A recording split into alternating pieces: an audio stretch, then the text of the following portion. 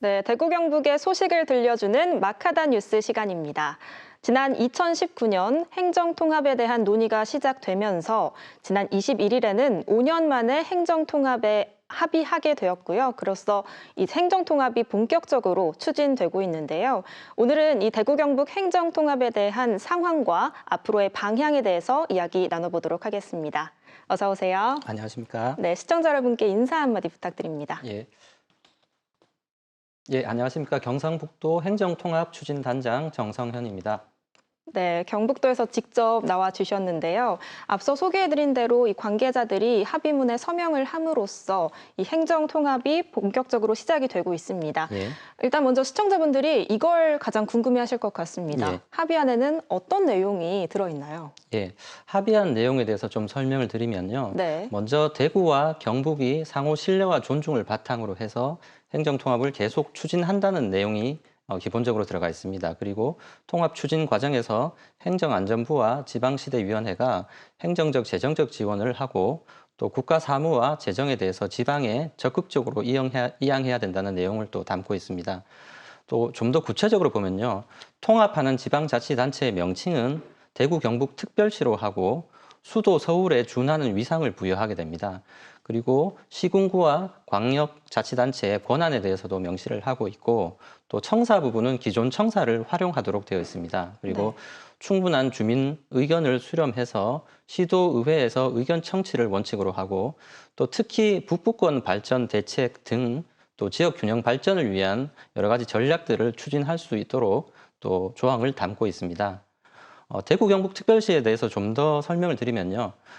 대구 경북특별시는 대구나 경북이 어느 한쪽이 흡수 통합되는 것이 아니고 대구광역시와 경상북도가 둘 다 폐지가 됩니다. 그리고 완전히 새로운 대구 경북특별시라는 자치단체가 만들어지는 거고요. 그러면 서울특별시하고는 뭐가 다르냐? 서울특별시 같은 경우는 특별시 밑에 자치구만 있습니다. 서울특별시 강남구 이런 것처럼요. 그런데 대구 경북특별시 같은 경우에는 시와 군, 자치구가 공존하는 완전히 새로운 형태의 행정체제가 되겠습니다. 네, 앞서 이야기해드린 것처럼 이 행정통합이 추진되고 나서부터는 각계각층에서 이 찬성과 반대 목소리가 쏟아져 나왔거든요. 예. 추진하는 과정에서 참 무산 위기도 여러 번 있었는데 행정통합이 꼭 필요한 이유가 뭘까요? 예, 우리 시도민 분들께서 행정통합을 왜 해야 되느냐 이런 궁금증이 가장 많으시리라 생각이 됩니다. 네네. 먼저 좀 드리고 싶은 말씀은 대구와 경북의 현 상황이 너무나 어렵다는 그 절박함에서 행정통합 논의가 시작되었다고 말씀을 먼저 드립니다. 네. 대구와 경북은 원래 한 뿌리였습니다. 그런데 1981년에 경상북도로부터 대구 직할시가 이제 분리가 되면서 지금까지 43년간 각자의 길을 걸어왔는데 당초에 분리할 때는 그 지역 특성에 맞는 행정을 통해서 두 지역이 더 발전할 것이라고 생각을 했었습니다만은 지금 40년이 지나고 난 뒤의 결과는 아주 어려운 상황입니다. 인구를 먼저 예를 들어보면요. 우리가 분리하기 직전이었던 1980년 대구 경북의 인구는 495만이었습니다. 그런데 43년이 지난 지금 인구가 490만입니다. 인구가 오히려 줄어들었죠. 네. 그런데 수도권 인구는 어떻게 됐냐?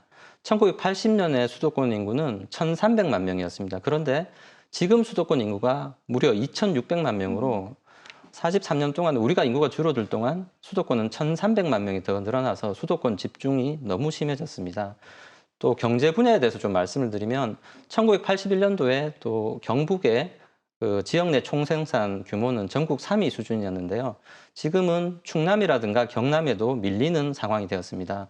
그리고 1인당 또 지역 내 총생산 1인당 GRDP라고 저희가 표현하는데 그 부분도 대구시 같은 경우는 지금 31년째 전국 꼴찌를 하고 있습니다. 그만큼 지금 상황이 너무나 어렵습니다.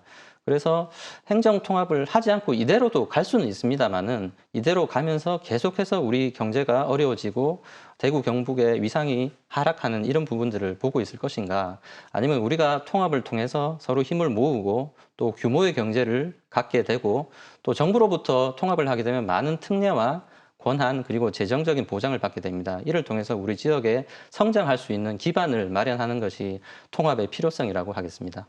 네, 이 수도권 집중화로 인해서 지방자치단체 차원에서는 필연적으로 이 통합을 하는 것이 선택할 수밖에 없었다 예, 이렇게 예. 들리는데요. 예.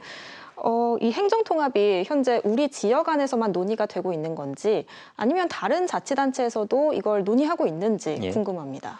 예, 수도권 일극 체제가 강화되고 나서 그 지방은 지방 소멸과 인구 감소라는 심각한 위기를 공동으로 겪고 있습니다. 그래서 우리 지역뿐만 아니라 다른 지역에서도 행정통합 논의가 지금 활발히 진행되고 있는 중인데요. 가장 우리와 비슷하게 나가고 있는 부분은 부산과 경남 지역입니다. 그리고 충청권 4개 지자체인 대전, 세종, 충남, 충북의 경우에도 행정통합으로 가기 전 단계인 충청광역연합을 지금 구성하고 있습니다. 그리고 광주, 전남의 경우에도 우리 대구, 경북의 통합 추이를 면밀히 보면서 심도 있는 검토를 하고 있는 그런 상황이라고 보겠습니다.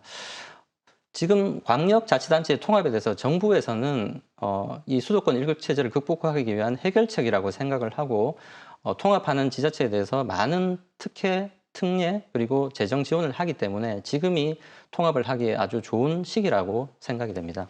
네, 이 경제 발전을 위해서는 여러 자치단체가 손을 잡고 함께 나아가야 된다 이렇게 말씀을 해주셨는데요.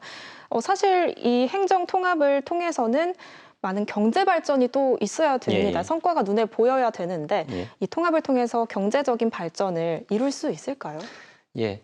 통합을 하게 되면 우선 우리 지역의 인구 규모가 500만 명 정도가 됩니다. 네. 세계적인 경제학자들은 우리가 자생적으로 경제력을 키울 수 있는 인구 규모가 500만 이상이라고 보고 있습니다. 그래서 우리 대구와 경북의 경제적 자생력이 커지게 되고 또 기업의 투자지로서의 매력이 더 증가하게 됩니다. 이를 통해서 지역 내 총생산이라든가 또 사업체 수라든가 취업자 수가 지금보다 1.5배에서 2배 이상 증가할 것이라고 전문가들은 예측을 하고 있습니다. 네. 또 특히 그동안 대구와 경북의 행정구역이 분리되어 있음으로 해서 발생했던 많은 어려움도 있습니다. 잘 아시다시피 치수원 이전 부분이라든가 또 통합신공항 그리고 군부대 이전 같은 부분들은 앞으로 우리가 통합해서 하나의 행정구역이 되면은 원활하게 해결될 것으로 봅니다. 네. 또 우리 지역 발전과 연관되는 첨단 발전 산업 전략이라든가 또 기업 유치라든가 이런 부분들이 사실은 대구와 경북이 중복 투자를 하면서 좀 제살 깎아먹기 했던 부분이 있었습니다.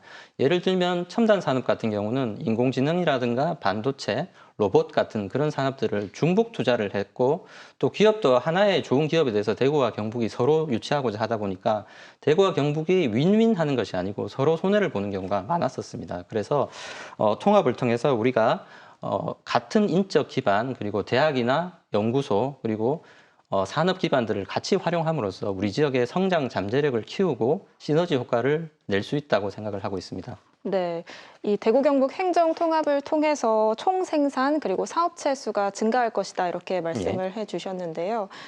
지금까지 대구와 경북이 일자리 창출에 있어서 굉장히 많은 노력을 기울여 왔습니다. 과연 인구가 늘어나는 것만으로 이게 가능해질까? 일자리 창출에 대해서 구체적인 근거는 있으신 걸까요? 예. 저희가 통합을 준비를 하면서 특별법을 지금 준비하고 있습니다. 특별법에는 지금 현재 200개 이상의 특례가 지금 준비되고 있는데 그 특례들이 대부분 경제, 산업과 관련되는 부분들이 많습니다. 네. 예를 들면 그런 겁니다. 정부로부터 저희가 많은 권한과 특례를 부여받게 되면은 우리가 개발 사업이나 이런 부분에 있어서 우리가 훨씬 더 지금보다 빠르고 신속하고 또 자율적으로 진행을 할 수 있게 됩니다. 산업단지를 예로 들면 지금보다 우리가 통합해서 이제 특례를 받게 되면 한 3년 이상 기간을 단축할 수 있게 되고요.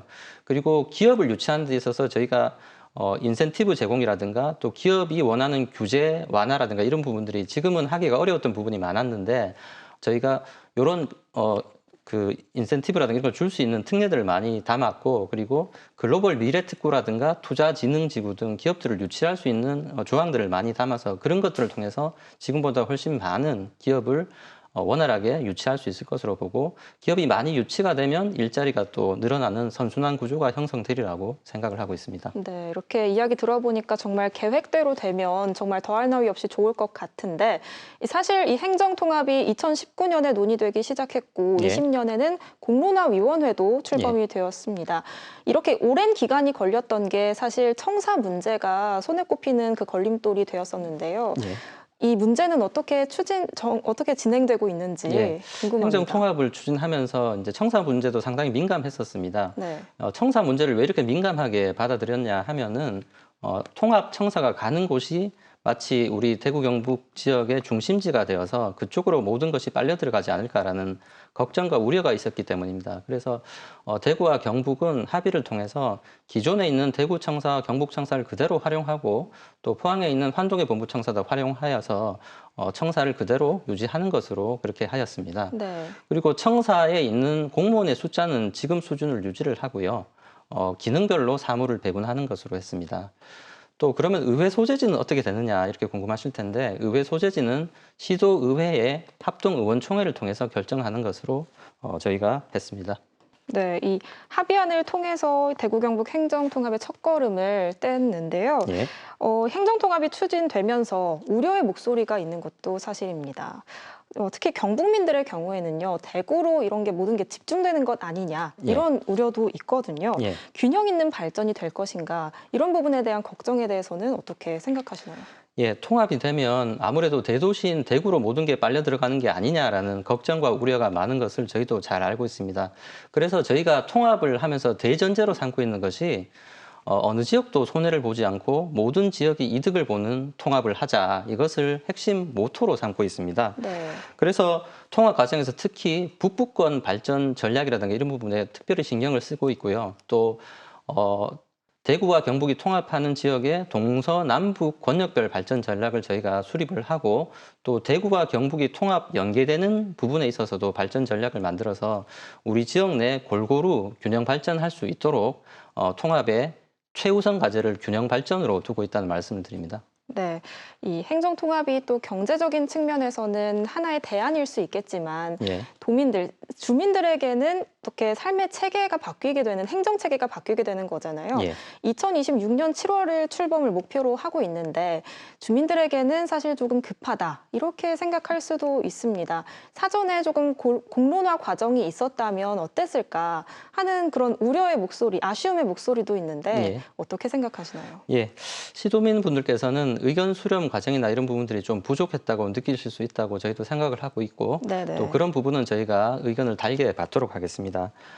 다시 한번 말씀을 드리지만 대구 경북 행정 통합에 있어서 가장 중요한 것은 우리 시도민 분들의 뜻이라고 저희는 생각을 하고 있습니다. 그래서 의견 수렴 과정이 지금까지는 사실은 저희가 통합을 하게 됐을 때 어떤 권한과 특례, 재정을 정부로부터 보장받을 것인가에 대한 내용을 구상하고 특별법을 만들고 또 통합 발전 전략을 짜는 과정들이 사실은 좀 몇 달에 좀 오래 걸렸습니다. 그러다 네. 보니까 주민분들께 이걸 다 준비하고 나서 이제 말씀을 드리고자 했었습니다. 그래서 지금부터는 본격적으로 주민분들의 의견 수렴 과정을 거칠 계획이고요. 11월부터 권역별 설명회라든가 또 전문가 찬반 토론회 그리고 또 주민분들께서 이 행정통합이 과연 뭔가 찬성해야 되나 반대해야 되나 판단하실 수 있도록 저희가 또 각종 또 자료들을 만들어서 또 제공을 해드리고 또 여론조사도 실시하고 해서 정확한 주민들의 뜻을 저희가 파악할 수 있도록 그렇게 하겠습니다. 그래서 시도민 분들의 목소리에 저희가 귀를 기울이고